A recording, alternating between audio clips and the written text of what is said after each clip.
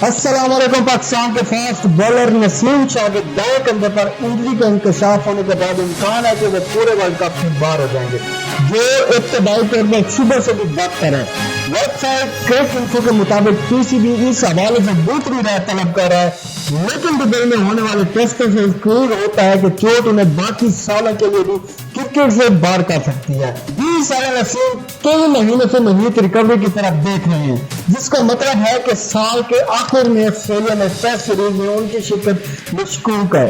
नसीम शाह गुज़श्ते हफ्ते Asia cup में भारत के खिलाफ पाकिस्तान के दूसरे मैच के दौरान 46 ओवर के वसत में ही बाहर चले गए थे और उसके फौरन बाद टूर्नामेंट से बाहर हो गए।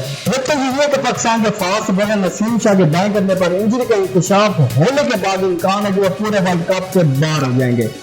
उम्मीद करते हैं कि आपको हमारी वीडियो पसंद आई होगी। अगर आप चाहते हैं कि सपोर्ट से आने वाली हर न्यू अपडेट आप तक पहुंचे तो हमारे चैनल को सब्सक्राइब कर दें, साथ ही लगे घंटी के निशान को दबा दें ताकि आने वाली हर वीडियो आप लोगों तक पहुंच सके। तो बढ़ते अगली वीडियो के लिए हमें दीजिए इजाजत। आपके पास मोहम्मद अल्लाह ने